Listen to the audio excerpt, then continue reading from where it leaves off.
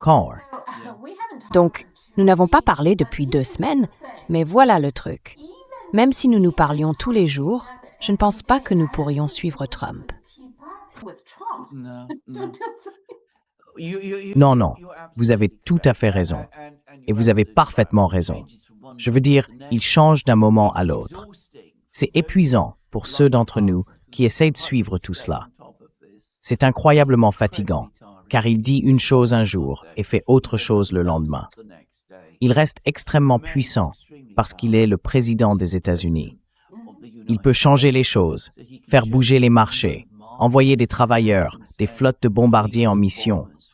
Il peut faire tout cela. Mais les décisions changent parfois presque d'heure en heure. Eh bien, voici ce que je pense. Il a lancé cette guerre contre l'Iran. Nous en avons parlé à de nombreuses reprises, même avant que la guerre ne commence.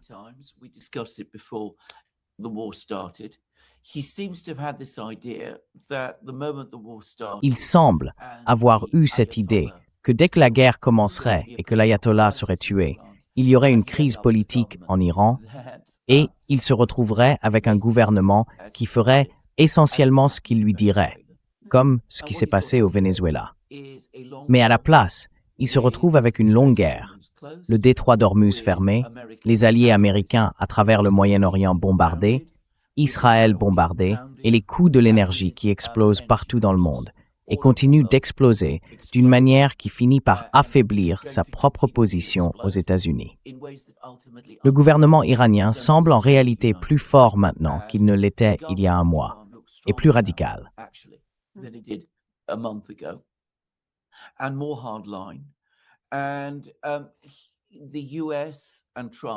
Et les États-Unis et Trump se retrouvent dans une longue guerre d'usure, ce qui, bien sûr, n'était pas ce qu'ils avaient prévu.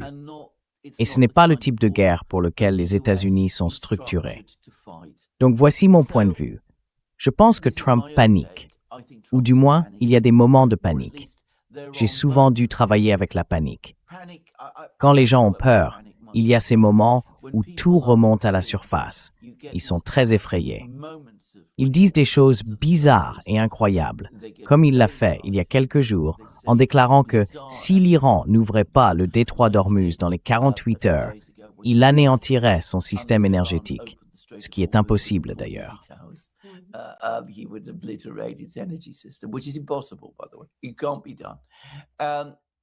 C'est impossible. Ce qui s'est manifestement passé, c'est que des gens à la Maison-Blanche, au sein de l'administration, l'ont pris à part et lui ont dit « Non, cela ne peut pas fonctionner. Ce que vous nous demandez de faire, Monsieur le Président, est irréalisable. Ce n'est pas aussi simple ni aussi direct que vous le pensez. » Il a donc dû revenir sur ses propos lundi, et il l'a fait à la manière typique de Donald Trump, en mentant. Il a menti en affirmant qu'il y avait eu une sorte de négociation pendant le week-end, ce qui n'a clairement jamais eu lieu. Je veux dire, il a déjà fait ça. Il le fait tout le temps. Il le fait sans arrêt. Et cela aussi, c'est épuisant.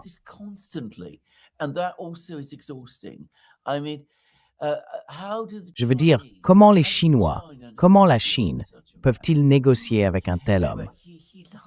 Bref, il a menti.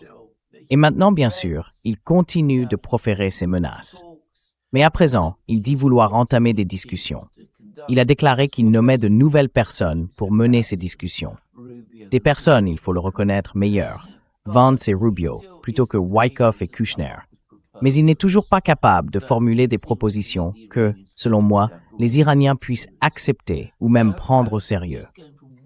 Il passe donc simplement d'une chose à l'autre, improvisant d'un jour à l'autre. Les militaires essayent de suivre ses ordres, car il est le commandant en chef constitutionnel.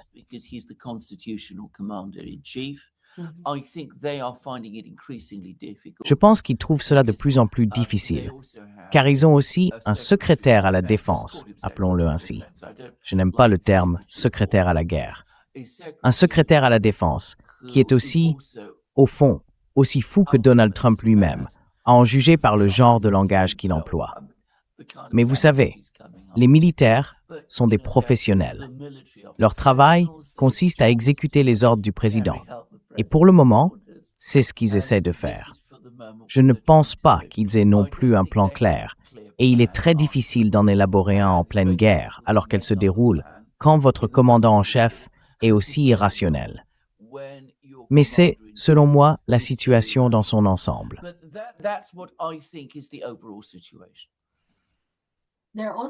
Il y a aussi des discussions, tant aux États-Unis qu'en Chine, sur la question de savoir s'ils manipulent le marché du pétrole et le marché boursier, n'est-ce pas? Oui,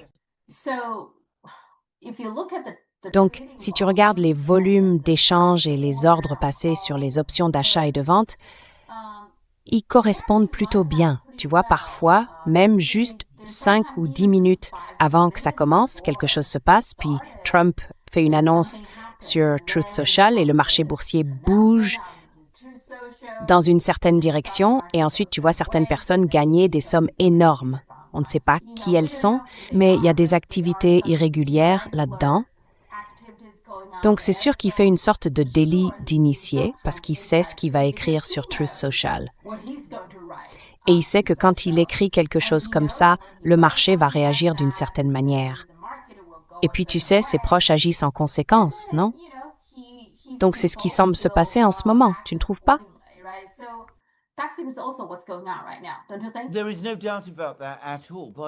il n'y a absolument aucun doute là-dessus. D'ailleurs, ce n'est même pas controversé. Je veux dire quand même, des journaux comme le Financial Times affirment que c'est ce qui se passe, et c'est le cas. Ils ont publié un long article à ce sujet. Il n'y a vraiment aucun doute.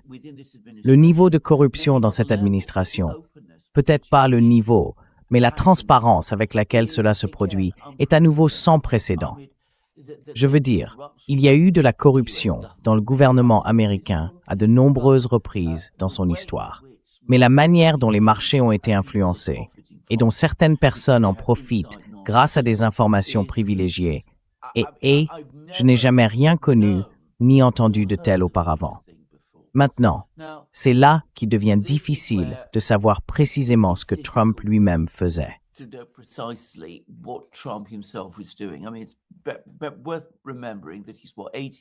Je veux dire, il faut se rappeler qu'il a quoi? 80, 81 ans. Il ne sera pas là encore très longtemps.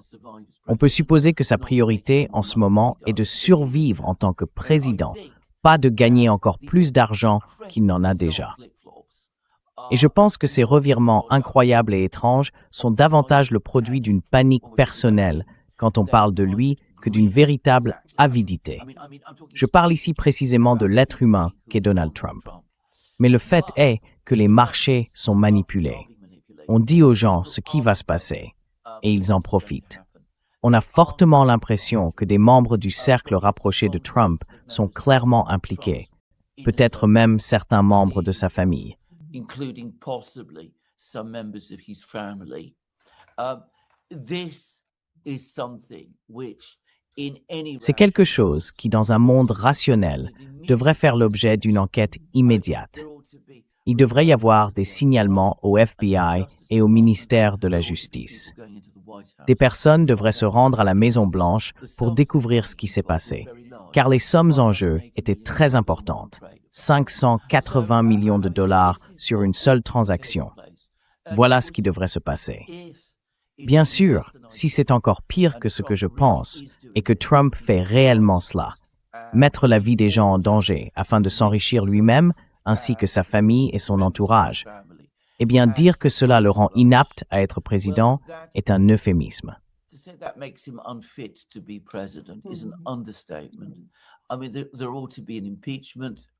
Je veux dire, il devrait y avoir une procédure de destitution et il devrait y avoir ensuite des poursuites. Ce serait une faute dans l'exercice d'une fonction publique d'une ampleur inédite, bien sûr.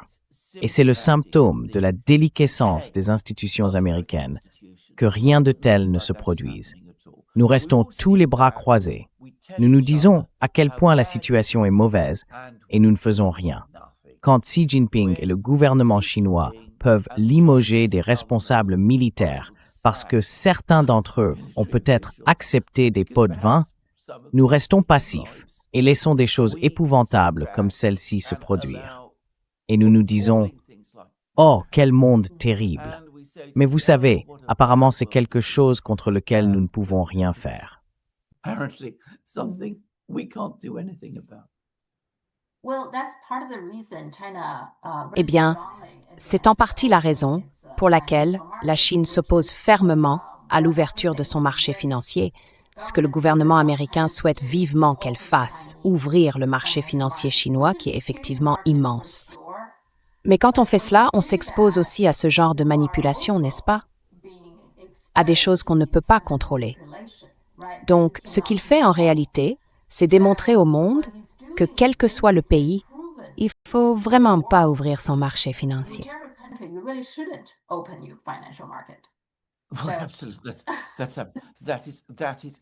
Absolument.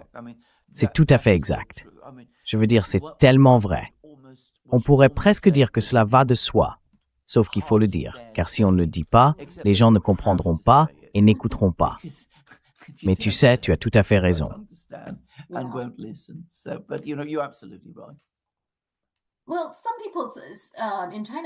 Eh bien, certaines personnes en Chine pensent qu'il essaie délibérément de faire s'effondrer le marché asiatique, par exemple. Quand il a parlé de ces 48 heures menaçantes, c'était pendant le week-end, puis le lundi matin, environ 2 heures avant l'ouverture du marché boursier américain. Mais à ce moment-là, le marché asiatique avait déjà fermé. Donc le marché asiatique a ouvert avec cette nouvelle, cette histoire des 48 heures, et il s'est effondré. Il a chuté tout au long de la journée et à travers toute l'Asie. Mais ensuite, après sa fermeture, il est revenu quelques heures avant l'ouverture de la bourse de New York en disant « je leur accorde 5 jours supplémentaires » et des choses comme ça. Cela a calmé tout le monde et bien sûr le marché américain est monté. Donc beaucoup de gens disent qu'il a intentionnellement provoqué la chute du marché asiatique pour aider Wall Street et ce genre de choses. Non, ce n'est pas certain, mais c'est le résultat final, c'est ce qui s'est passé.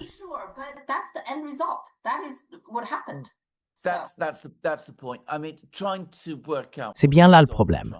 Essayer de comprendre ce qui se passe dans la tête de Donald Trump, à mon avis, c'est une perte de temps. Mais le résultat est exactement celui que vous avez décrit. Maintenant, le point essentiel à souligner, c'est que les marchés asiatiques qui se sont effondrés sont ceux des amis de l'Amérique. Le Japon, la Corée du Sud, les Philippines. Ou d'ailleurs, on parle désormais de suspendre tous les vols civils en raison de pénurie de carburant d'aviation. Ce sont les propres alliés de l'Amérique qui se font assommer. Je me suis penché sur les données économiques en Chine. Tout est stable. L'inflation reste contenue et il n'y a pas de tension fondamentale dans le système financier. L'économie continue de fonctionner normalement, précisément à cause des éléments dont vous parliez tout à l'heure. Le fait qu'ils n'ont pas ouvert leur marché financier au monde.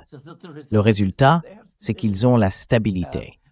Les amis de l'Amérique, dont les marchés sont bien sûr ouverts au monde, sont en revanche exposés à ce genre de chaos et de manipulation.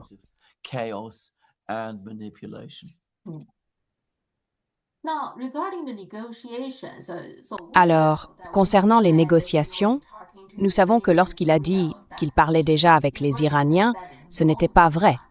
L'Iran l'a répété à plusieurs reprises.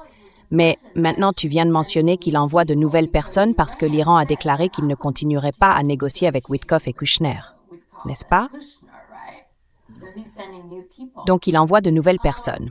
À propos de Witkoff et Kushner, un fait intéressant est que le conseiller britannique à la sécurité nationale, je crois que c'est Jonathan Paul, a même dit que Kushner et Witkoff étaient des agents israéliens. Ouais. C'est assez important parce que Jonathan Paul fait partie du gouvernement britannique. Donc c'est un responsable gouvernemental qui dit ouvertement que ces deux personnes sont des agents israéliens, n'est-ce pas?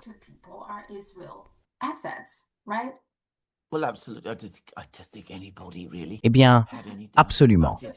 Je ne pense pas que quiconque ait vraiment eu le moindre doute à ce sujet, pour être honnête. Mais non, absolument. Je veux dire, Jared Kushner est évidemment profondément engagé, très loyal envers Israël.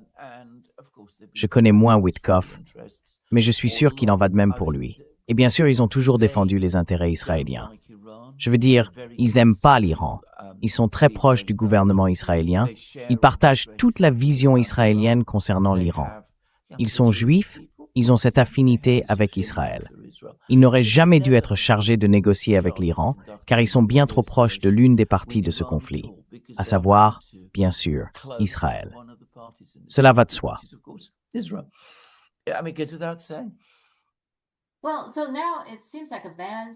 Eh bien, il semble maintenant que Vance et Rubio disent que si l'Iran est prêt à négocier, alors très bien. Mais voilà le problème. Il s'agit d'un plan en 15 points dont ils ont parlé. Je m'y suis intéressée et c'est un peu confus pour moi. Les 15 points, d'accord, pas besoin de tous les passer en revue, mais il y en a deux que je ne comprends pas très bien. Par exemple, le point numéro 5 dit « Enrichir l'uranium pour qu'il reste, mais sous supervision et dans des limites convenues », d'accord? Mais ensuite, le point 11 dit « Tout le matériel enrichi doit être remis à l'AIEA dans un délai convenu ». Alors, est-ce qu'il doit rester en Iran sous supervision ou être remis à l'AIEA? Ces deux points se contredisent dans le plan en 15 points. Je ne comprends pas très bien.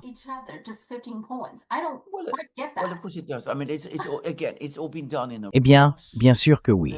Je veux dire encore une fois, tout a été fait dans la précipitation. Personne n'a vraiment réfléchi à tout cela. Il n'y a pas de véritable plan ici. Je vais dire quelques mots à propos de cette proposition en 15 points. Tout d'abord, c'est une retraite tactique.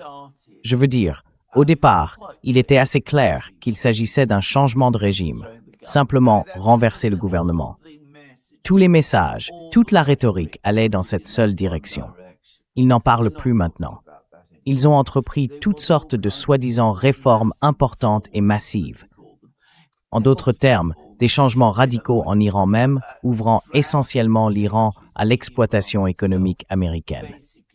Tout cela a été abandonné. Nous en revenons donc à l'enrichissement nucléaire et au programme de missiles balistiques.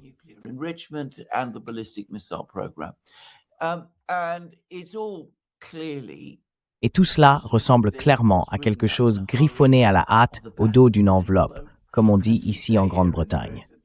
Personne ne s'est assis pour en discuter ou y réfléchir sérieusement. D'ailleurs, j'ai vu plusieurs versions de ce plan en 15 points. Nul autre que Dmitri Peskov, le porte-parole de Poutine, a déclaré que c'était la même chose que les différents plans pour l'Ukraine. Vous savez, on nous en a présenté un nombre incalculable et nous ne savons même pas combien il y en a, car on ne nous les a pas tous montrés. Il a d'ailleurs dit cela aujourd'hui. Il a affirmé que tout cela était un désordre complet, éparpillé dans tous les sens. Mais au fond, cela montre simplement qu'il n'y a pas de véritable plan, aucune idée claire de la manière d'aller de l'avant.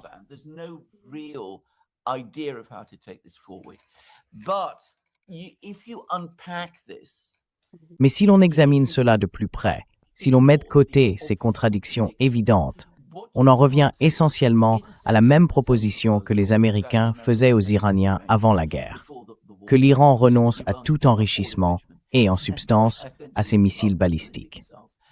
Or, les Iraniens ont toujours rejeté cette exigence. Étant donné l'attaque qui a eu lieu et le fait qu'ils n'ont pas été vaincus, pourquoi l'accepteraient-ils maintenant? Cela n'a aucun sens en tant que stratégie de négociation. C'est absurde. Le seul intérêt de la formuler, peut-être, serait d'amorcer une forme de dialogue avec les Iraniens, au moins leur envoyer le plan pour qu'ils puissent le rejeter.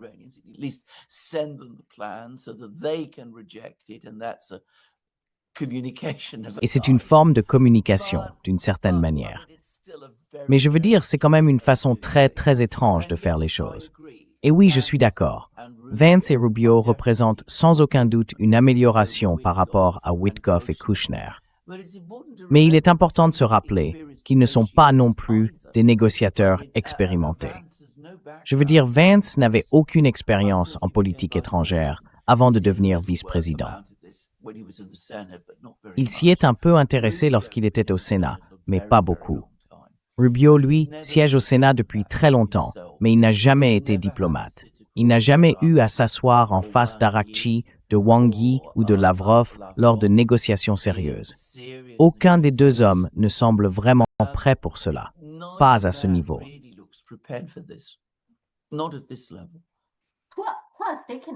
Eh bien, en plus, ils ne peuvent pas vraiment changer le fait que Trump change d'avis, selon la personne à qui il parle. Il peut accepter quelque chose, puis après une conversation avec Lindsey Graham, il dira « Non, non, non, j'ai changé d'avis ». Je veux dire, ils ne peuvent pas le contrôler.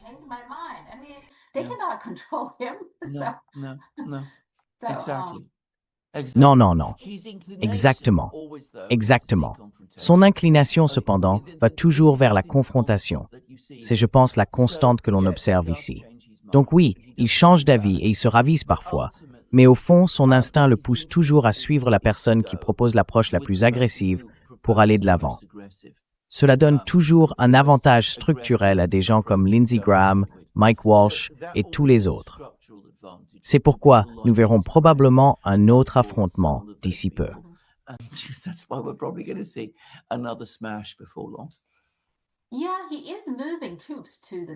Oui, il déplace des troupes vers la région du Golfe, non? Et il y a beaucoup de discussions sur le fait que les États-Unis voudraient ou que Trump voudrait prendre l'île de Cargo et des choses comme ça. Donc je veux dire, malgré le fait qu'il présente un soi-disant plan de paix, personne ne le prend au sérieux parce que ses actions montrent qu'il déplace des troupes. Et une autre chose, c'est que, tu vois, tout cela est tellement confus. Apparemment, il aurait aussi proposé au pays du CCG, « D'accord, vous me payez-moi 5 000 milliards de dollars si vous voulez que je continue la guerre. Si vous voulez y mettre fin, 2 500 milliards. » Qu'est-ce qu'il fait là?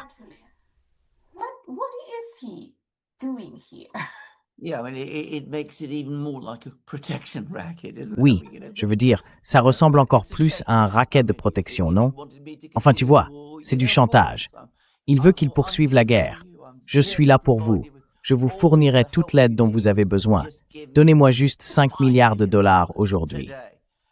Et bien sûr, s'il revient demain pour en demander davantage, ils le lui donneront aussi. C'est devenu tellement extorsionnaire que c'en est presque ridicule. Maintenant, les États du Golfe se sont mis dans une situation terrible.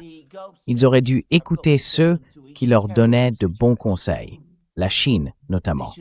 Et les Chinois leur donnent ce conseil, comme tout le monde le sait, depuis environ 20 ans.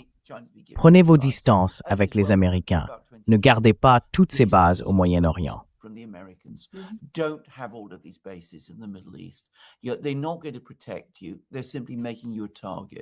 Ils ne vont pas te protéger.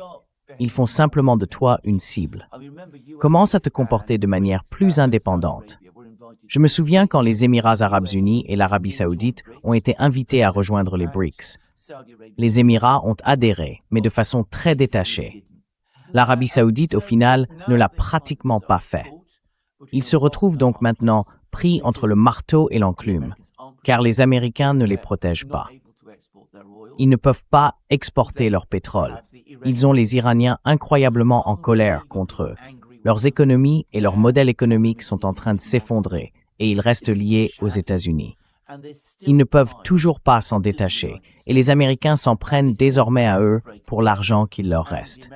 En somme, ils ont échoué. Leur diplomatie a échoué de façon désastreuse.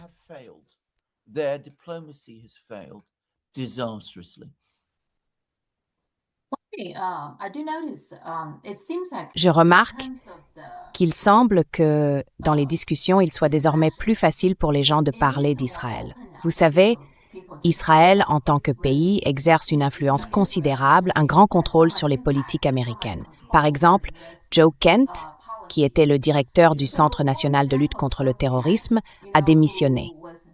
Dans sa lettre, il a déclaré « Je ne peux pas en toute conscience soutenir la guerre en cours en Iran.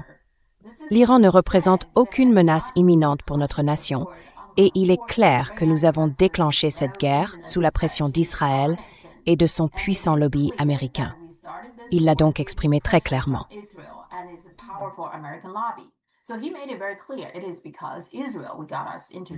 C'est à cause d'Israël que nous sommes entrés dans cette guerre. Et bien sûr, si vous écoutez Tucker Carlson, vous savez qu'ils en parlent ouvertement.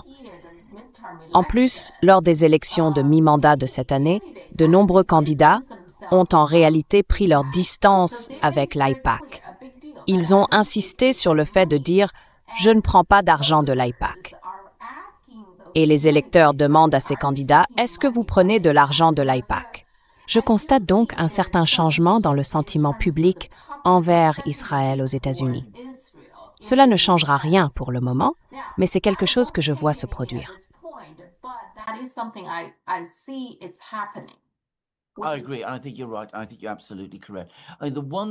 Je suis d'accord. Je pense que tu as raison. Tu as tout à fait raison. Ce qui s'est produit maintenant, vraiment, pour la première fois, c'est que l'Amérique est entrée en guerre de manière très publique, très évidente, très transparente, au nom d'Israël. Et par conséquent, les Américains en subissent les effets, car beaucoup de leurs fils et filles se battent là-bas dans le Golfe. Cela inquiète leurs familles, qui se demandent « Pourquoi nous battons-nous ?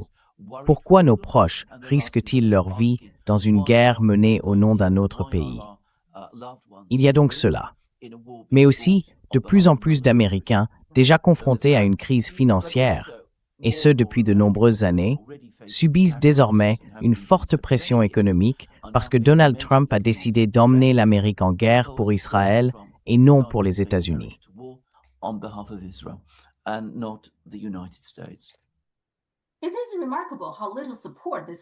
C'est remarquable à quel point cette guerre a peu de soutien.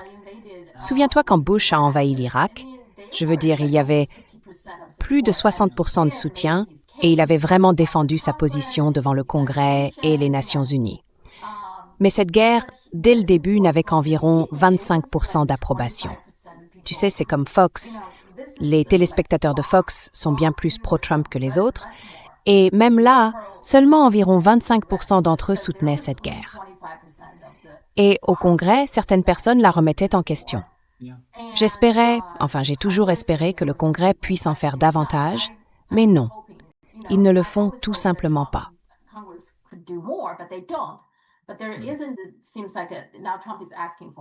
Il semble que Trump demande maintenant plus d'argent et que le Congrès retarde au moins la décision afin de ne pas simplement lui signer un chèque en blanc. Tout cela devrait nous indiquer que les alliés européens ne sont pas enthousiastes. Et bien sûr, les pays du CCG non plus. Il y a globalement très peu de soutien pour cette guerre, ce que je trouve assez unique par rapport aux précédentes, non?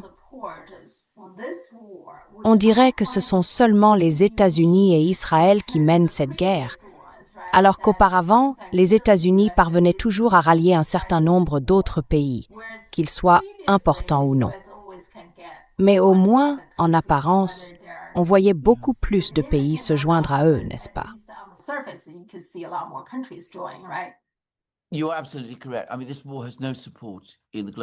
Tu as tout à fait raison. Je veux dire, cette guerre n'a aucun soutien au sein de la communauté internationale. En fait, les gens sont choqués et consternés par cela. Il suffit de regarder les médias européens pour voir que même les alliés les plus fidèles des États-Unis en sont stupéfaits. Et sur le plan intérieur, lancer une guerre de ce genre, une guerre de choix au nom d'un autre pays, à un moment où de plus en plus d'Américains estiment que nous devrions rester chez nous et nous concentrer sur nos propres problèmes, c'était, je veux dire, une erreur grotesque. Cela en dit long sur le monde politique étrange dans lequel vivent Donald Trump et son entourage, qui n'ait pas vu cela venir.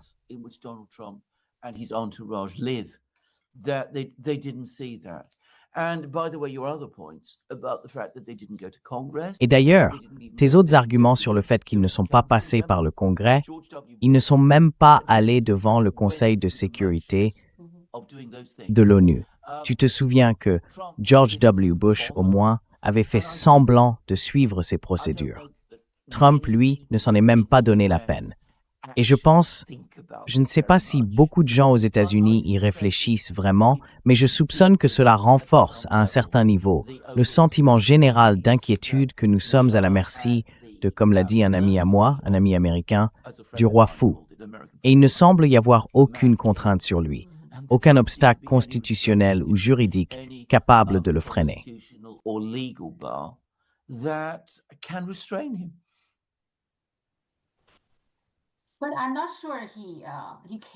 Mais je ne suis pas sûre qu'il se soucie du fait qu'il n'y ait pas beaucoup de soutien. Si tu as écouté Lindsey Graham ce week-end, il a donné une interview à Fox News. Il a été très clair, il a dit « Je dirais au président de prendre l'île de Keshm », ce qui veut dire avec des troupes au sol, non? C'est bien ça, et même la personne qui l'interviewait a dit que l'armée n'en était pas certaine, parce qu'il n'est pas clair qu'il y ait suffisamment de ravitaillement. C'est une situation compliquée, en d'autres termes, non? Et les Iraniens ont aussi mis en place beaucoup de mécanismes de défense autour de cette île, parce qu'elle est géographiquement importante. Néanmoins, il ne semble pas s'en soucier du tout. Il pense simplement que le président devrait la prendre. Et il dit, tu sais, une fois qu'on a ça, on a le contrôle total du détroit d'Ormuz. Problème résolu. Ce n'est pas comme ça qu'on se retrouve dans la guerre du Vietnam. Du genre, on agit, point final. Well, yes, and I mean, again, it's this. Oui, et encore une fois, c'est cette conviction qui, chez ces gens, est devenue presque une sorte de croyance religieuse, que la puissance américaine est infinie et qu'il suffit de l'exercer pour obtenir le résultat souhaité. Ainsi, vous attaquez l'Iran, vous vous attendez à ce que tuer l'ayatollah entraîne un changement de gouvernement là-bas. Cela ne fonctionne pas. Mais vous ne pouvez pas reculer, vous ne pouvez pas vous retirer, car si vous le faisiez, si vous admettiez qu'il existe une limite à votre pouvoir, cela violerait cette croyance profondément enracinée, presque religieuse, en votre propre puissance illimitée. C'est donc ce qui vous pousse en avant. Et vous dites, eh bien, tuer l'ayatollah n'a pas suffi. Il faut donc prendre l'île de Karg.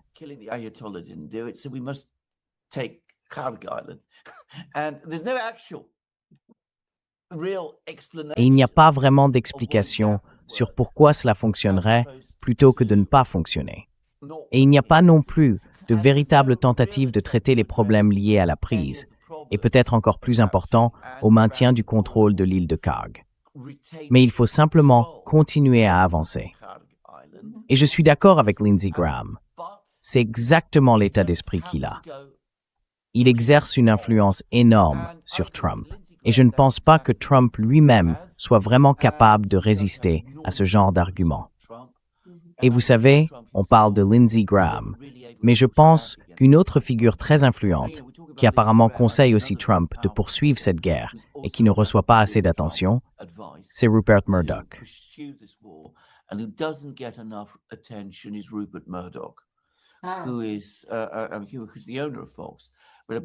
Qui est le propriétaire de Fox? Mais apparemment, il a vu Trump et lui a dit « Vous devez poursuivre cette guerre. Il est essentiel que vous poursuiviez cette guerre. » Bien sûr, dans le cas de Rupert Murdoch, il a toute la ferveur d'un converti récent. Je veux dire, il est australien, mais il a pris la nationalité américaine. Et il a toujours voulu croire en la puissance illimitée de l'Amérique. Et donc, vous savez, Trump n'est jamais capable de s'opposer à cela. Parce que, comme vous l'avez justement dit, il partage en grande partie ses idées lui-même. Pour des gens comme lui, ce n'est jamais une question de ressources ou de planification. C'est toujours une question de volonté. Il suffit de montrer de la volonté et le reste suivra.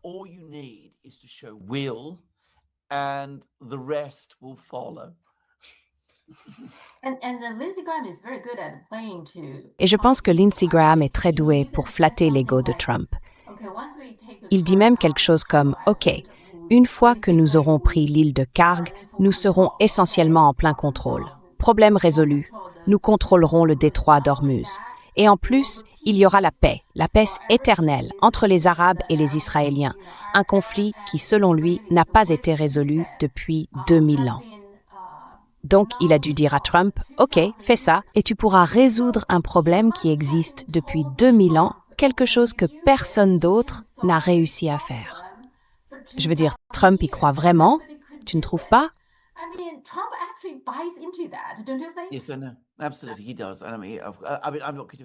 Oui, je sais. Absolument. Il le fait.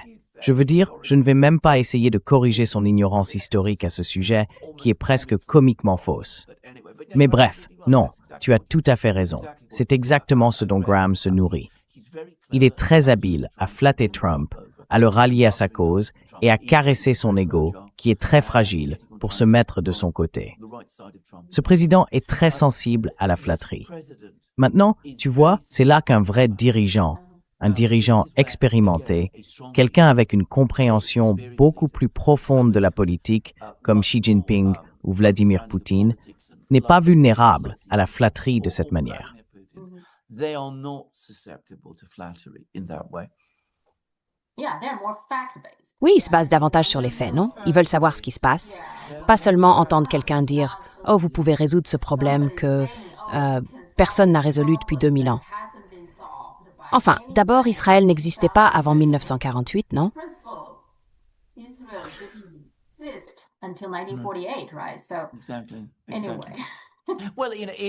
Exactement. Eh bien, tu sais, pris isolément, c'est absurde. C'est une affirmation absurde.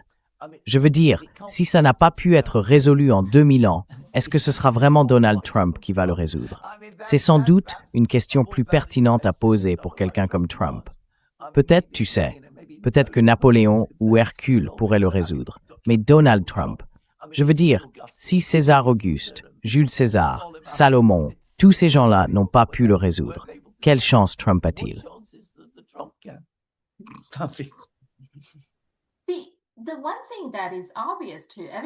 La seule chose qui est évidente pour tout le monde maintenant, c'est que l'Iran obtient en réalité certaines choses après la guerre qu'il n'avait pas obtenues pendant toutes ces années de négociations. Par exemple, il y a eu une levée partielle des sanctions sur le pétrole. L'Iran vend donc désormais beaucoup plus de pétrole qu'avant la guerre et à un prix bien plus élevé. Il facture également des droits de passage aux navires traversant le détroit d'Ormuz. Ainsi, du point de vue de l'Iran, cette guerre, bien sûr, elle a causé de nombreuses victimes et tout cela, mais ils ont aussi obtenu quelque chose qu'ils n'auraient pas pu obtenir par la négociation, n'est-ce pas?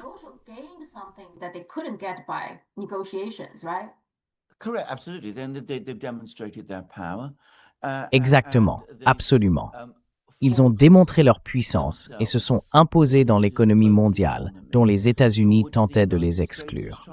Je veux dire, ce sont clairement les gagnants ici. Et d'ailleurs, j'ai vu des rapports indiquant que les navires essayant de traverser le détroit d'Ormuz, si les Iraniens leur permettent même de passer, et leur facturent des frais, veulent être payés en yuan. They want to be paid in yuan. Chinese yuan, Yeah. Oui, le yuan chinois, oui. Alors, voici ma question. Une fois que ce genre de choses commence à se produire, il y a une tendance à ce que même après la fin de la guerre, je veux dire, si j'étais l'Iran, pourquoi est-ce que j'arrêterais? Non, je pourrais continuer à facturer des frais et les gens paieraient parce que c'est toujours moins cher de passer par le détroit d'Ormuz que de faire tout le tour de l'Afrique. C'est toujours moins cher. Donc, ça pourrait devenir quelque chose de durable, non? Yeah, absolutely. I mean, for Iran.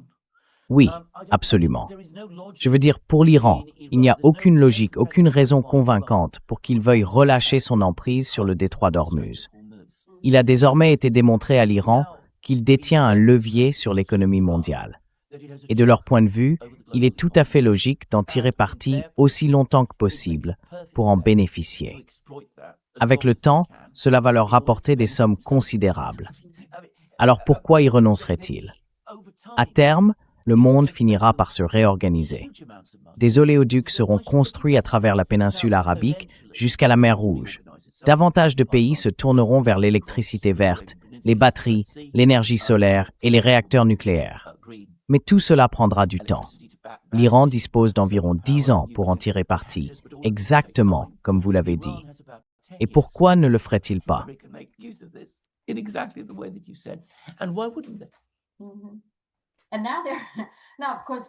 Et maintenant, bien sûr, ils plaisantent. Certaines personnes sur les réseaux sociaux à Taïwan disaient « Eh bien, peut-être qu'on pourrait aussi faire payer les gens pour utiliser le détroit de Taïwan. » Parce que c'est une blague aussi, non? Et puis bien sûr, le détroit de Malacca, tu sais, la Manche. Bon, donc maintenant, tout le monde est responsable. Eh bien, absolument. Well, absolutely, yeah, absolutely. I mean, Absolument. the Iranians actually do make Je veux dire, les Iraniens soulèvent en fait un point tout à fait valable.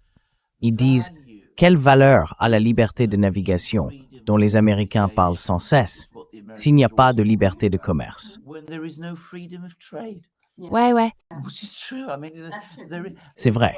Je veux dire, l'Iran n'a pas été autorisé à commercer. Il n'a pas pu commercer normalement. Alors pourquoi devrait-il accepter la liberté de navigation dans le détroit d'Ormuz, quand l'avantage censé en découler, à savoir la liberté du commerce, leur est refusé? Oui. En plus, je ne savais pas que la Turquie facturait déjà des frais pour ses propres routes commerciales, non? Donc l'Iran n'est même pas le premier à le faire. Exactement, exact.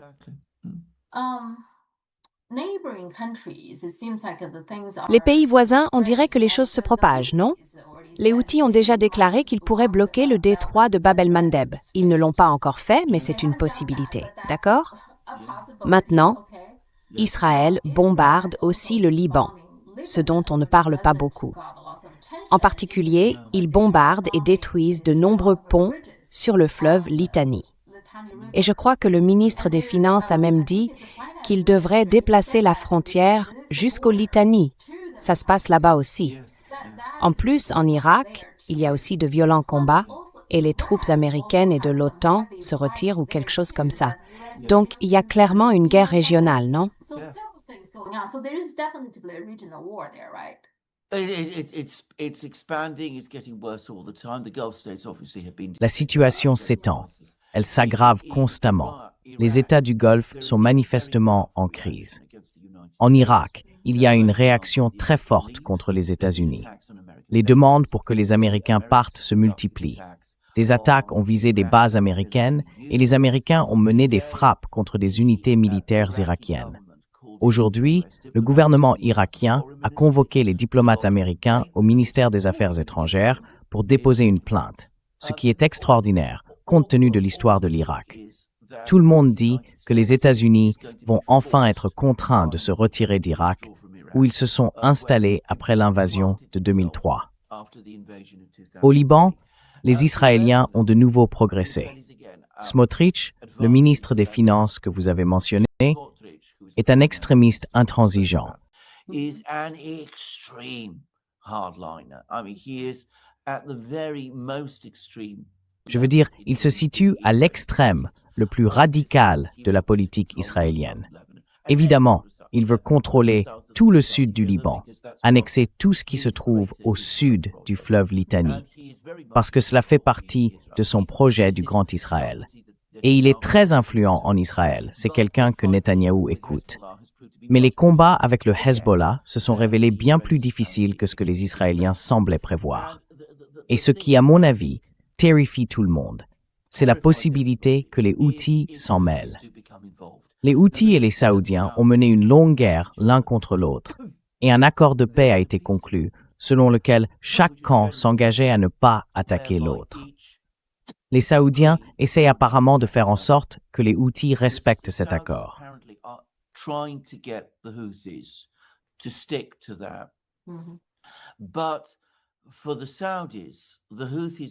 Mais pour les Saoudiens, que les Houthis entrent en guerre et ferment la mer Rouge représente le pire cauchemar, car cela étoufferait les exportations de pétrole de l'Arabie saoudite. Cela créerait une crise à l'intérieur du pays. Et bien sûr, personne ne sait vraiment à quel point le gouvernement saoudien est stable, au fond. Ce que feront les Houthis sera donc très important. Et chaque jour que la guerre se prolonge, chaque semaine qu'elle dure, la probabilité que les Houthis s'y joignent augmente rapidement. Si l'Arabie saoudite entre en guerre contre l'Iran, ce que les Américains essayent de pousser Riyad à faire, je pense que la probabilité que les Houthis se joignent au conflit, attaquent l'Arabie saoudite et ferment la mer Rouge croît de façon exponentielle.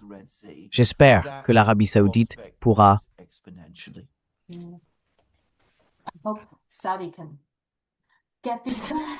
Faire comprendre à faire ce genre de choses.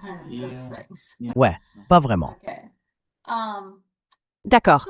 Alors, que va-t-il se passer? Que devrait faire Trump à ce stade? Il s'est lancé dans cette guerre sans beaucoup de préparation, clairement. Et la réaction est bien plus forte qu'il ne l'avait imaginé. Quelle est la meilleure option pour lui en ce moment? What is the best option for him right now then? Yes, well, I'll tell you what he's going to do. Oui, eh bien je vais te dire ce qu'il va faire. Il va essayer de mener une opération terrestre. Il va faire ce que Lindsey Graham lui dit de faire. Il va envoyer la 82e division aéroportée dans ce qui pourrait être un piège sur l'île de Karg. Il va intensifier les choses. Je veux dire, tout ce que nous avons vu au cours des 4 dernières semaines va dans ce sens. Mais voici ce qu'il devrait faire.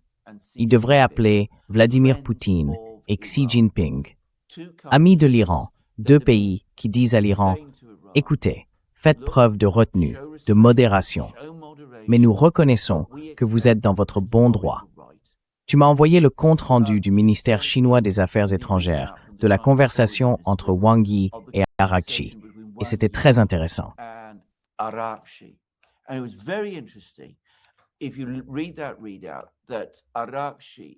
Si vous lisez ce compte-rendu, Araghchi a assuré à Xi Jinping et à Wang Yi que le détroit d'Ormuz n'était pas fermé, que la navigation pouvait y circuler.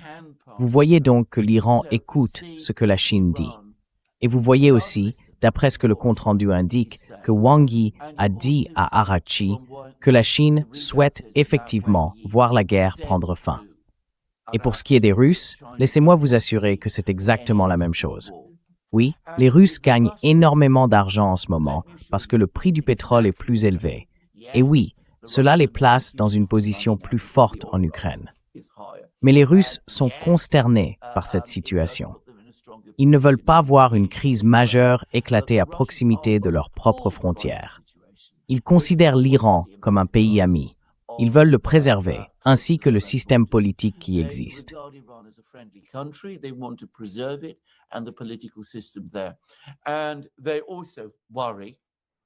Et ils s'inquiètent aussi, et ils ont raison de s'inquiéter, que Donald Trump perde complètement le contrôle de la situation et qu'il puisse y avoir une escalade à des niveaux inimaginables.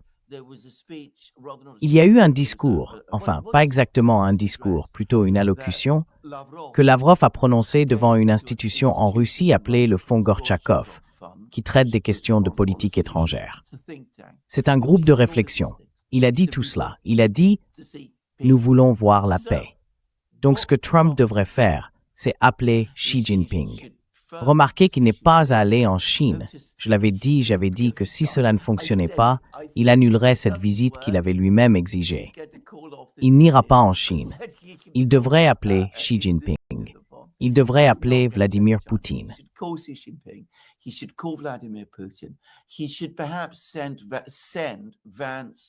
Il devrait peut-être envoyer Vance et Rubio à Pékin et à Moscou. Il devrait chercher de l'aide auprès de ces 2 pays pour tenter de mettre en place de véritables négociations de paix sérieuses avec l'Iran. Et bien sûr, ces pourparlers de paix devraient aborder certaines des questions, les inquiétudes concernant le programme nucléaire iranien. Je pense que cela devrait être très facile à résoudre, car l'Iran a déclaré à plusieurs reprises qu'il ne voulait pas d'armes nucléaires. Ensuite, nous pourrons commencer à traiter toutes les autres questions, et les Iraniens pourraient se voir offrir, en contrepartie, une levée des sanctions, et aussi, peut-être plus important pour eux, une forme de garantie de sécurité de la part de la Chine et de la Russie, afin qu'ils puissent être assurés qu'il n'y aura plus ce genre d'attaque contre eux.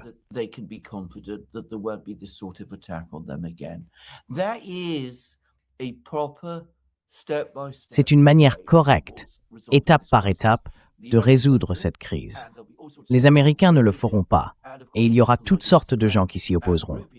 Et bien sûr, pour des personnes comme Lindsey Graham, Rubio et d'autres, l'idée de demander de l'aide à la Chine leur est insupportable. L'idée de négocier des accords qui feraient de la Chine l'un des garants de la stabilité au Moyen-Orient, dans le Golfe Persique en particulier, est peut-être leur pire cauchemar.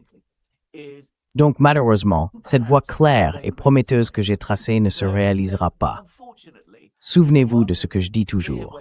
Derrière tout, il y a toujours la Chine.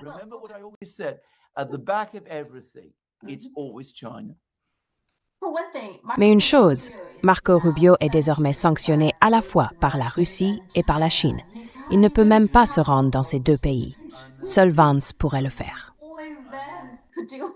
Exactement, oui. Eh bien, puisque cela ne va pas se produire, il semble que les déplacements terrestres vont être, tu sais, je suis d'accord avec toi.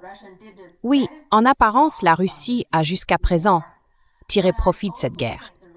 Mais je pense aussi que la Russie, Poutine, Lavrov, est probablement préoccupée par l'escalade, parce qu'on pourrait en arriver à un point où soit Israël, soit les États-Unis utiliseraient, par exemple, une bombe nucléaire. Je ne pense pas que quiconque veuille voir cela.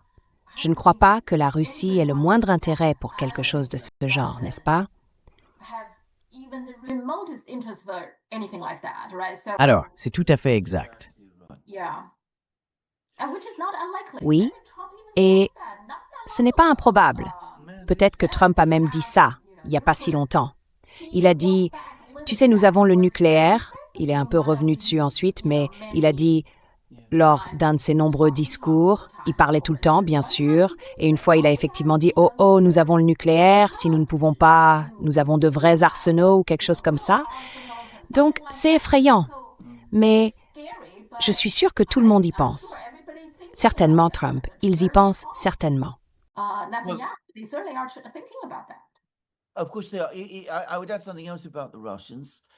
Bien sûr, j'ajouterais autre chose à propos des Russes. Ils en parlent assez ouvertement entre eux. Je veux dire, ils disent que si le prix du pétrole atteignait $200 le baril, oui, ils gagneraient beaucoup d'argent entre-temps. Mais il leur est impossible de rester à un niveau aussi élevé très longtemps. Il y aurait une récession mondiale. Et il est très probable que dans des conditions de récession mondiale et de crise économique, les prix du pétrole s'effondrent. Ils pourraient s'effondrer dès l'automne. Ainsi, tout au long de l'été, ils pourraient grimper et grimper. 100, 110 dollars, 150 dollars, 200, 250 dollars. Puis nous verrions une chute verticale à 20 dollars le baril ou quelque chose de ce genre. Donc, du point de vue russe, oui, il y a quelques gains à court terme, mais ils n'en valent pas la peine. Je veux dire, 70 dollars le baril, qui était le prix du pétrole avant la guerre, n'était pas une situation de crise pour la Russie. Je pense que c'est quelque chose que les gens ne comprennent pas. Ils peuvent s'en accommoder. Leur économie est bien plus diversifiée qu'on ne le pense. 200 dollars le baril, c'est aussi un problème pour eux, et un problème dont ils savent qu'il sera encore plus grave plus tard.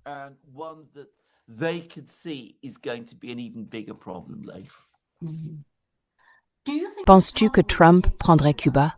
Il se passe beaucoup de choses là-bas aussi.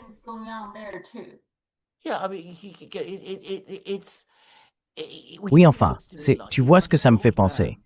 C'est comme un vieil homme qui coche la liste des batailles perdues de la guerre froide. Donc tu vois, il a cette obsession énorme avec l'Iran parce qu'en 1969, ils ont fait une révolution et pris des diplomates américains en otage. Il a aussi cette fixation sur Cuba, un petit pays de 10 millions d'habitants, sans aucune menace concevable pour les États-Unis. Donc oui, je pense qu'il pourrait essayer de s'en prendre à Cuba. Il ne semble pas très enclin à l'envahir, cependant.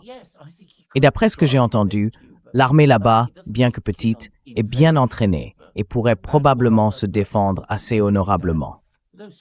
Mais ce qu'il essaie de faire, et c'est d'une cruauté incroyable, c'est de l'étrangler économiquement.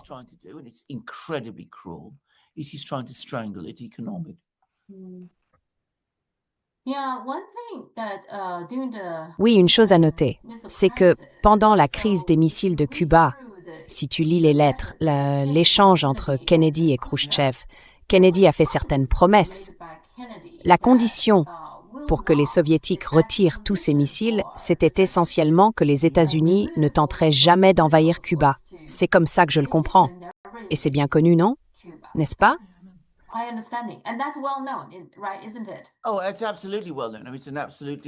Oh, c'est absolument bien connu.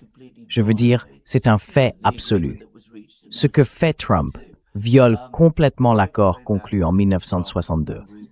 Essaie d'expliquer ça à Trump, à Rubio et à tous les autres. C'est la même chose avec Taïwan.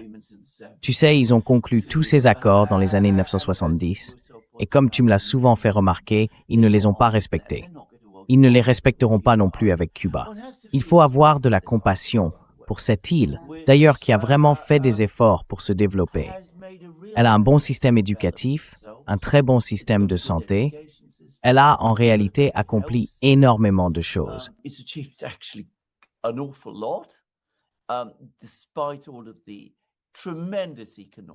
Malgré toutes les énormes pressions économiques, c'est apparemment le pays le plus sûr à visiter de loin dans les Amériques. J'ai parlé à des amis britanniques qui y sont allés. C'est le seul endroit en Amérique latine où une femme peut sortir la nuit et se sentir complètement en sécurité. Et pourtant, malgré tout cela, malgré tant de bonnes actions, il subit à nouveau d'énormes pressions de la part de Trump et de son administration. Il existe une célèbre citation d'un dirigeant latino-américain, Porfirio Díaz, qui fut autrefois président du Mexique.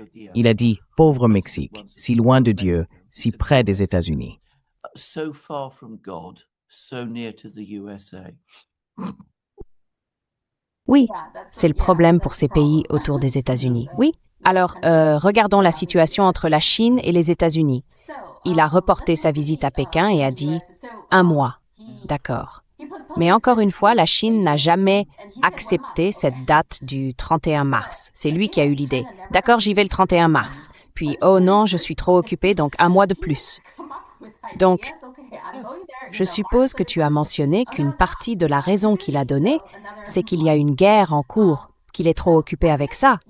Mais tu penses qu'il n'avait rien à montrer parce que la guerre ne se passe pas bien, n'est-ce pas? C'est donc la raison. Mais tu penses qu'il prévoit d'y aller après 1 mois ou quelque chose comme ça? But do you think he'll plan to go like after a month or something? I don't think so. I mean, it depends how the war goes. I mean, if it ends in some kind Je ne of pense pas. unexpected victory, Enfin, he might- cela dépend de la tournure que prendra la guerre. Si elle se termine par une sorte de victoire inattendue, alors il pourrait décider d'y aller. Mais tout l'intérêt d'y aller au moment où il l'a fait, c'était qu'il s'attendait à y aller en vainqueur. Il aurait renversé l'Iran, plongé la région dans le chaos, atteint tous ses grands objectifs. Et il ne voudra pas affronter Xi Jinping en perdant. Enfin, bien sûr, s'il était un véritable président des États-Unis, un homme sérieux, un JFK par exemple, il saurait qu'il est encore plus important de rencontrer Xi Jinping en ce moment.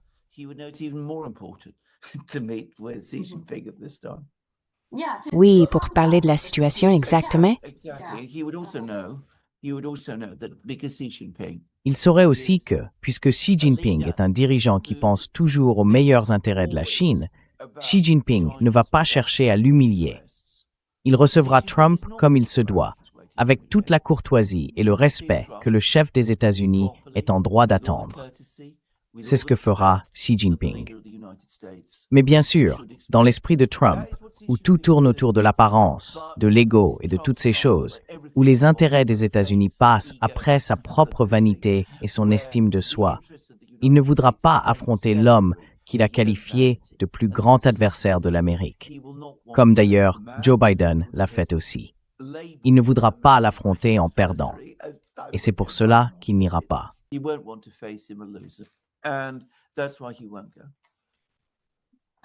Ouais, je pense que Biden et Trump sont tous deux très mal à l'aise face à Xi Jinping et Poutine.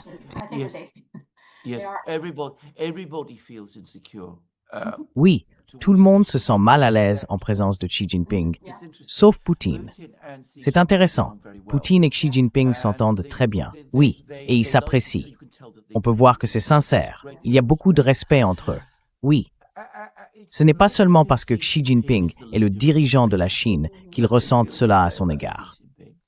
C'est parce que lui, malgré le fait que, quand on le voit, c'est un homme très poli. Je veux dire, je suis de près les dirigeants.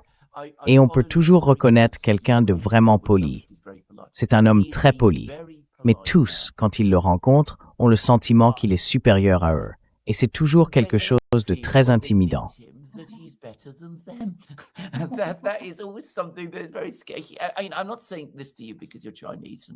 Je ne dis pas cela parce que vous êtes chinois et que je veux flatter les gens en Chine, mais parce que c'est vrai.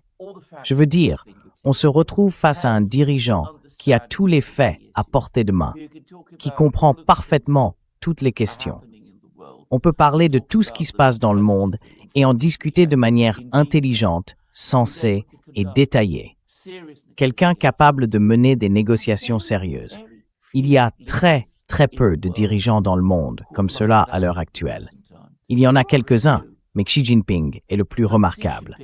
Et c'est ce qui rend les Occidentaux, en particulier, et les Américains surtout, extrêmement nerveux en sa présence.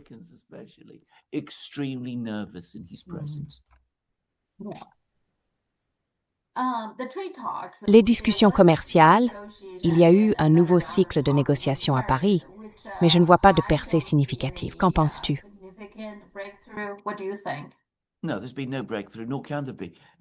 Non, il n'y a eu aucune percée, et il ne peut pas y en avoir. Pour cela, j'ai le droit de te poser une question à mon tour. Hier, j'ai eu une réunion avec un cadre d'une grande entreprise minière britannique. Son entreprise s'intéresse à l'extraction de l'or et du tungstène. Le tungstène est un métal très important. Il m'a dit que 90% de l'approvisionnement mondial en tungstène provient de Chine. Je pense que oui. Ouais, probablement. Je veux dire, c'est vrai. Et il a aussi expliqué que les Russes en produisent une certaine quantité, que le Kazakhstan est un producteur important et le Tadjikistan aussi. Mais la Chine est l'acteur dominant. Il m'a dit que le tungstène est absolument essentiel et que l'une des raisons pour lesquelles l'Amérique a complètement échoué dans la technologie des missiles hypersoniques, c'est qu'il faut de grandes quantités de tungstène. C'est le matériau nécessaire pour fabriquer des missiles hypersoniques efficaces.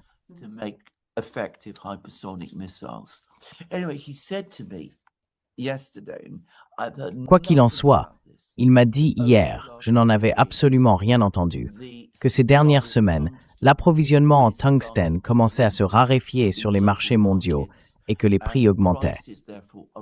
Il m'a dit qu'il pensait que la Chine, sachant qu'il s'agit d'un matériau à double usage, autrement dit que les États-Unis doivent l'utiliser dans la guerre contre l'Iran, pourrait ralentir les livraisons. Il m'a dit que, d'après les rumeurs sur le marché, les Chinois commenceraient à retenir leur stock. As-tu entendu parler de ça? As-tu vu quelque chose à ce sujet dans les médias? Parce que moi, non, d'ailleurs, pas au Royaume-Uni, mais je pose simplement la question.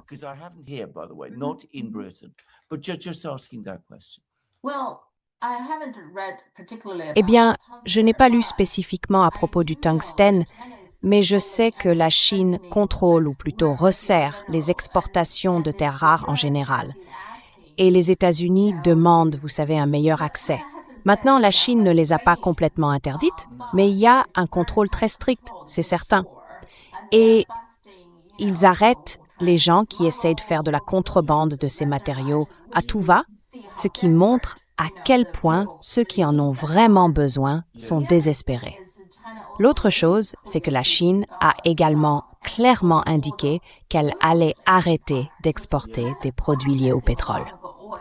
La Chine traite aussi beaucoup de pétrole et elle exporte également de nombreux produits pétrochimiques. Donc je pense que je ne serais pas surpris si c'est effectivement le cas.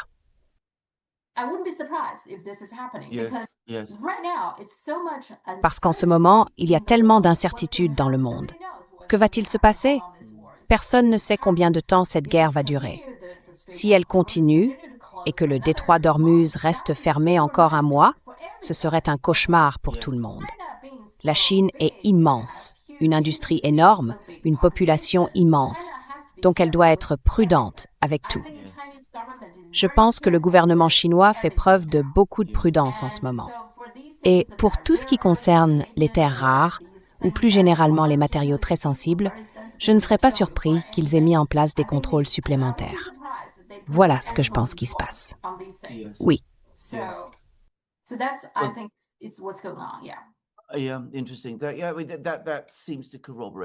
Oui, intéressant. Cela semble corroborer en partie ce qu'il dit. Quoi qu'il en soit, je trouve cela à la fois intéressant et important. Et bien sûr, cela augmente aussi la pression sur Trump. Cela a également une incidence sur les négociations commerciales, car comme tu le dis à juste titre, elles sont dans l'impasse. Je veux dire, il n'y a aucun progrès. Mais du point de vue de Trump, il y a toutes sortes d'horloges qui se mettent à tourner. Des horloges liées à l'épuisement des missiles, dont nous avons souvent parlé, et des horloges concernant les coûts de l'énergie et le choc des prix de l'énergie qui s'annoncent. J'ai lu quelque part que le Pentagone ne dispose que d'une réserve de terres rares pour 2 mois. Il n'en a pas davantage. Et s'il a des difficultés à reconstituer ce stock, c'est aussi un problème. Building up that stockpile, that's a problem too. It can apparently reach out to the civilian. Il peut apparemment faire appel à l'industrie civile, car celle-ci détient également des réserves de terres rares. Et il pourrait aussi solliciter les alliés. Mais cela crée alors toute une nouvelle série de problèmes, car si l'on prélève des terres rares à l'industrie civile, cela va affecter sa production. Et, vous savez, nous avons maintenant d'autres matériaux comme le tungstène. Le tungstène n'est évidemment pas une terre rare, mais des éléments de ce type, si la pression s'accentue, Trump en sera informé, même si nous ne le sommes pas. Cela va renforcer le sentiment de crise à la Maison-Blanche. Et bien sûr, compte tenu du type d'homme dont nous parlons et des conseils qu'il reçoit, cela pourrait le rendre encore plus imprudent.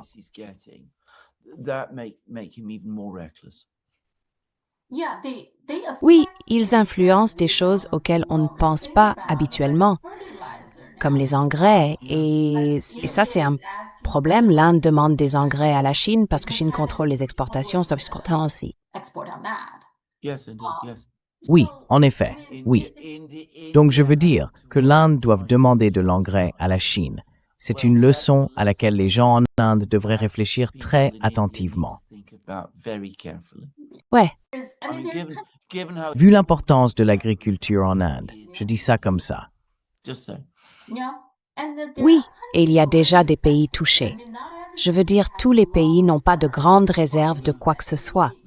Au Cambodge, je crois qu'environ les 2/3 des stations-service ont déjà fermé. Oui, c'est exact. Et il y a des lignes au Vietnam et des choses comme ça. Donc, je ne sais pas comment ça va évoluer. La guerre continue, n'est-ce pas? Voici autre chose concernant la Chine et les États-Unis. Il se passe quelque chose de très étrange, à mon avis. D'un côté, je pense que puisque la Chine est si importante dans de nombreux domaines, et surtout maintenant que Trump est en guerre, il est en fait encore plus important d'entretenir de bonnes relations avec la Chine. Mais le gouvernement américain, par exemple les universités, a fermé certains départements aux étudiants chinois. Ils pensent que la Chine leur vole leur technologie. Donc c'est très strict. Par exemple, mon mari travaille pour une université publique et il y a beaucoup de nouvelles règles. La Chine vole la technologie. Pourtant, ils pensent toujours cela. Après tout ce qu'elle sait, ils le pensent encore. Eh bien, Larry Ellison a dit ça, il a dit, tu sais, ils sont toujours en train de voler, de tout nous voler. Beaucoup de gens pensent ça. Vous savez, si la Chine résolvait le problème de la vitesse lumière, on dirait qu'ils l'ont volé aux États-Unis. Je veux dire, c'est « wow, vous m'en laissez sans voix ». Alors allez-y, terminez votre propos.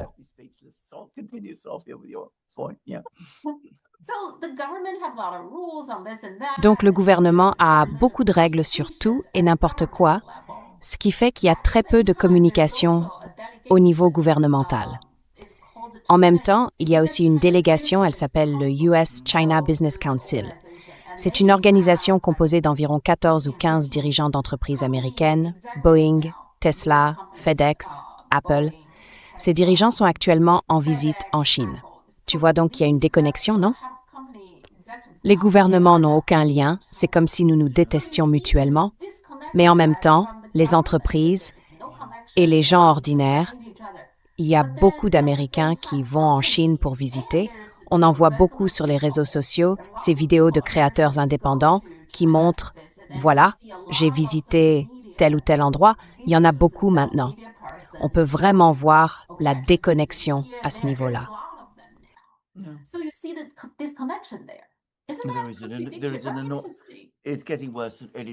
N'est-ce pas particulièrement intéressant?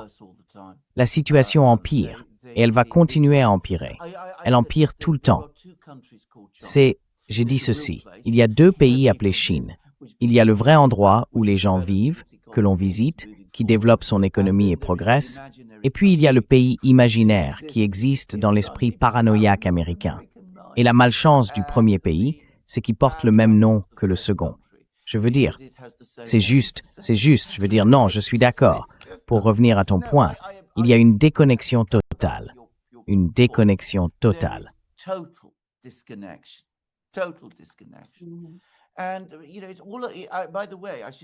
Et vous savez, au fait, je devrais simplement dire que je ne sais pas si vous en êtes conscient, mais je suis submergé par toutes sortes de gens en colère aux États-Unis. Ils me disent, vous ne comprenez rien à la guerre en Iran. Vous ne voyez pas que tout cela concerne la Chine. L'idée étant que, vous savez, nous allons prendre le contrôle de l'Iran, stopper le flux de pétrole de l'Iran vers la Chine, et cela nous remettra en position de leadership. Pourquoi ne le comprenez-vous pas? C'est de cela qu'il s'agit. Il s'agit de bloquer la Chine. D'abord, pourquoi voudriez-vous bloquer la Chine d'ailleurs?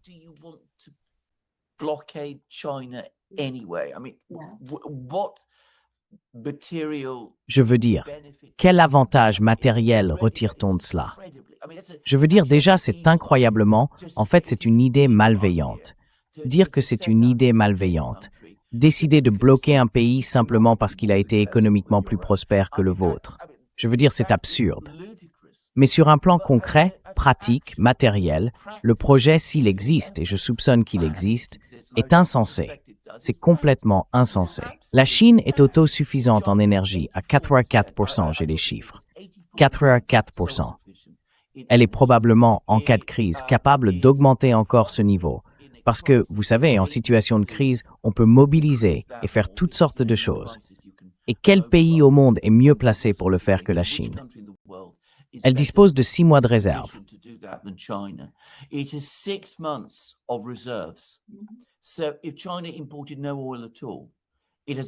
Donc, si la Chine n'importait absolument pas de pétrole, elle disposerait de réserves suffisantes pour tenir 6 mois à pleine production. Juste pour dire. Et bien sûr, elle a son allié et ami, la Russie, qui continuera à lui fournir du pétrole quoi qu'il arrive, car les Russes considèrent cela comme une question d'importance existentielle pour eux-mêmes. Ainsi, ce plan que je pense, à un certain niveau, certaines personnes aux États-Unis envisagent réellement, est complètement fou. C'est insensé, erroné et malfaisant à la fois. Mais vous savez, les gens ne parlent tout simplement pas de manière rationnelle à ce sujet. Ils ne parlent pas du pays réel. La plupart n'aiment pas aller en Chine, à Shanghai, à Pékin ou ailleurs, parce qu'ils craignent que s'ils le faisaient, cela ne brise leurs illusions à son propos. Et donc, à la place, on se retrouve avec toutes ces absurdités.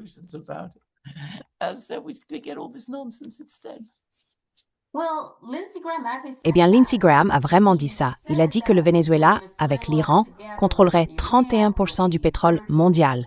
Et si nous nous retrouvons pris là-dedans, eh bien, la Chine aura de gros ennuis. Il a dit quelque chose comme ça, je crois.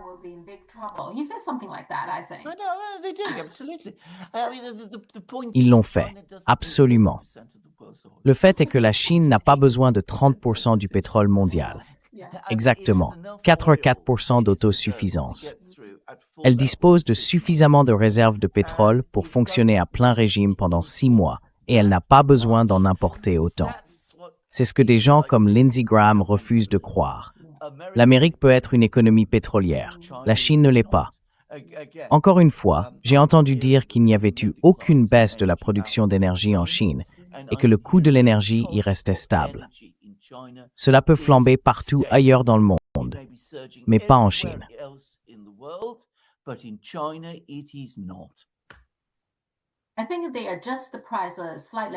Je pense qu'ils ont légèrement augmenté les prix, juste un peu, mais avant de le faire, ils ont prévenu tout le monde. Donc si vous voyez des files d'attente devant une station-service chinoise, c'est parce que les gens s'y attendent. Le gouvernement leur a en fait annoncé que les prix allaient augmenter un peu. C'est donc une autre manière de faire les choses. L'un des gagnants dans toute cette situation, eh bien sûr, la Russie en fait partie. Mais l'autre, apparemment, c'est Hong Kong.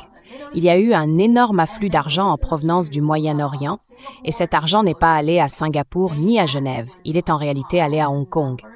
J'ai un chiffre ici. Avant la guerre, en moyenne, les flux de capitaux du Moyen-Orient vers Hong Kong se situaient entre 2,4 milliards de dollars par mois. Mais une fois la guerre commencée, ils ont commencé à recevoir près de 40 milliards de dollars par semaine. Juste pour vous donner une idée, wow, c'est... Just to give you an idea. Wow. Wow. Waouh, c'est incroyable. Yeah, so the reason Oui. I think Donc, la raison, je pense, c'est que Genève, en Suisse, s'est rendu un mauvais service en gelant les avoirs russes. Et Singapour, eh bien, beaucoup de gens ne font plus vraiment confiance à Singapour pour être un endroit sûr, parce que Singapour est plus ou moins comme Dubaï, vous savez, le genre d'endroit qui se trouve sous le parapluie américain. Mais regardez ce qui s'est passé à Dubaï, n'est-ce pas? C'est pour cela que les gens cherchent ailleurs et choisissent peut-être Hong Kong. Les gens ont confiance dans le fait que Hong Kong sera protégé par la Chine. Et je pense que c'est la raison. And so I think that's the reason. What do you I think? mean, I think this is one of the most important pieces of news I've heard. Je veux dire, je pense que c'est l'une des informations les plus importantes que j'ai entendues au cours des 3 dernières semaines. En fait, ce dont nous parlons ici, c'est d'une révolution économique. Quiconque connaît la manière dont l'économie mondiale s'est développée au cours des 50 dernières années, depuis le choc pétrolier de 1973, sait à quel point le flux de capitaux en provenance du Golfe a été absolument crucial pour le système financier occidental. Maintenant, je veux juste m'assurer d'avoir bien compris les chiffres. De 2 à 4 milliards de dollars par mois avant la guerre, et maintenant 40 milliards de dollars par semaine. Donc l'argent du Golfe ne va plus vers l'Occident. Il va à Hong Kong, à la place. Hong Kong est évidemment distincte de la Chine à certains égards. Mais c'est la Chine. Ouais, Comme je le dis, c'est une révolution mondiale. Elle change complètement les règles du jeu. Si cela continue encore un peu, c'est tout aussi important que tout le reste dont nous avons parlé. Les terres rares, le tungstène, les missiles, les prix du pétrole, tout. Je ne pense pas qu'il y ait eu suffisamment de couverture de ce sujet en Occident. ils veulent pas que tu saches. 40 milliards de dollars par semaine. Yeah.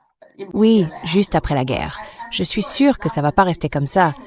Tu sais, il y a une panique initiale, mais c'est quand même très significatif.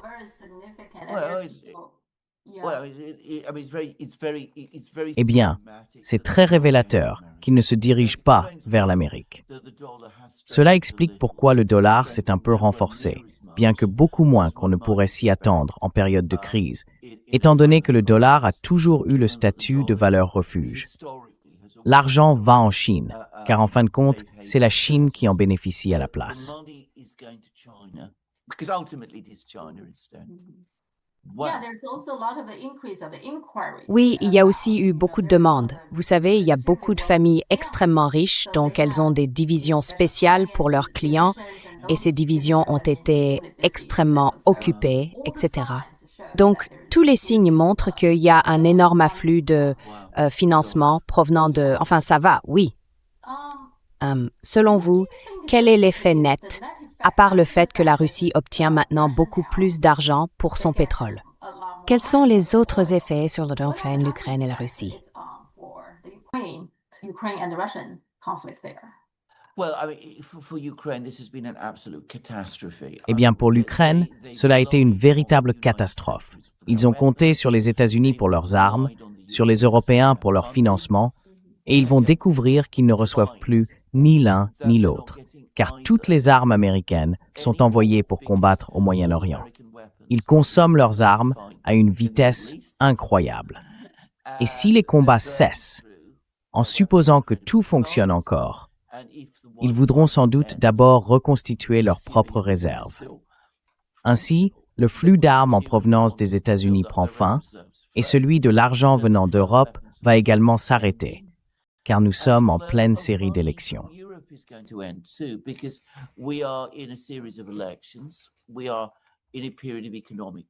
Nous traversons une période de crise et de tension économique, et chaque gouvernement européen connaît une grave crise budgétaire, même avant la flambée des coûts de l'énergie qui s'annonce. L'argent va donc cesser d'affluer, les armes vont cesser d'arriver. Les Russes, eux, disposeront de plus de fonds, produiront davantage d'armes et auront plus d'hommes sur les fronts.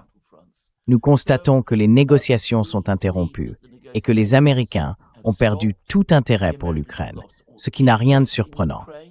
Ainsi, les Ukrainiens sont plus proches que jamais, depuis 2014, de se retrouver livrés à eux-mêmes.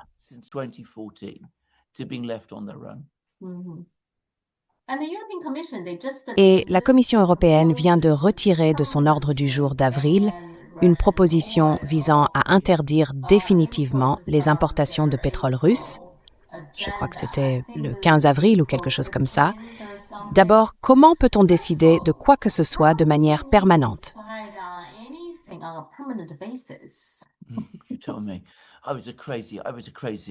À toi de me le dire. C'était une idée folle qui a été acceptée et allait être transformée en loi. Je veux dire, cela montre le niveau d'absurdité et d'ignorance économique qui existe, ainsi que le degré de fantasme et d'illusion que nous avons. C'est comme dire qu'en 1940, parce que tu es en guerre avec l'Allemagne, tu ne commerceras plus jamais avec elle, quoi qu'il arrive pendant la guerre. Je veux dire, c'est juste, c'est insensé. C'est ce niveau d'absurdité.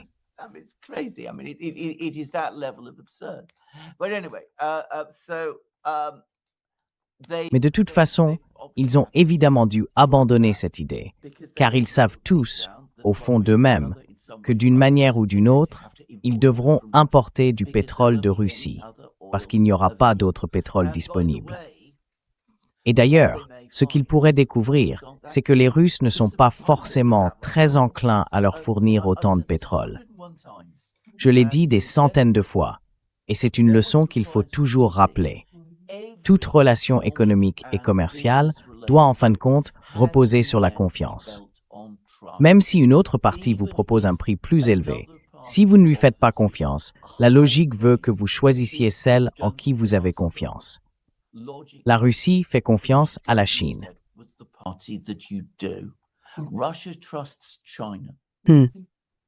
Absolument. Il ne fait pas du tout confiance à l'Europe. Oui, la confiance est un gros problème dans tout ce conflit en ce moment. Je veux dire, pourquoi l'Iran ferait-il confiance aux États-Unis sur quoi que ce soit? Non. La dernière fois qu'ils étaient en pleine négociation, les États-Unis ont assassiné leurs dirigeants. Donc, avec ça, toute négociation, si j'étais à la place des Iraniens, comment pourraient-ils négocier avec les États-Unis, n'est-ce pas?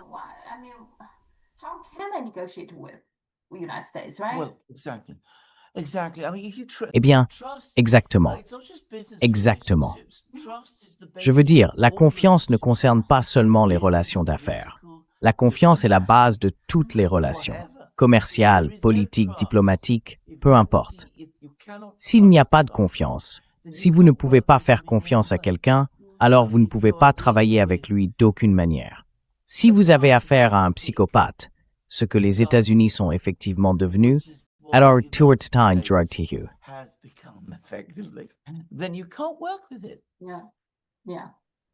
Oui, je suis d'accord. Malheureusement, c'est le monde dans lequel nous vivons aujourd'hui. Je n'arrive pas à imaginer l'époque dans laquelle nous vivons. Un monde où tout le monde se dit « les États-Unis, on ne peut pas leur faire confiance ». C'est pourtant le seul pays auquel tout le monde devrait pouvoir faire confiance, non? Mais non, personne ne fait confiance aux États-Unis en ce moment. Non, oui. Et ils n'ont pas l'air de s'en soucier. Je veux dire, c'est ça qui est extraordinaire. Tant d'Américains semblent être tellement, vous savez, tellement en colère. Ils semblent penser que le monde leur doit de quoi vivre pour une raison quelconque, qu'ils ont le droit d'être les premiers. Et s'ils ne le sont pas, ils pensent avoir parfaitement le droit de tout casser et de rendre la vie impossible à tout le monde. Un enfant gâté avec des armes nucléaires. Ouais. C'est incroyablement dangereux, oui. Alors, voyons ce qui va se passer la semaine prochaine. Je veux dire, en une semaine, beaucoup de choses peuvent arriver. Beaucoup de choses peuvent se passer en une semaine. Énormément de choses. Je vais te dire la chose la plus extraordinaire. Tu me dis qu'ils affirment encore en Amérique que la Chine vole leur technologie. Oui, beaucoup de gens aux États-Unis pensent ça. Ils y croient. Aussi ridicule ce soit, ils le font. Absolument. Très bien. Sophia, passe une excellente semaine. Parlons-en la semaine prochaine. Merci beaucoup. Au revoir.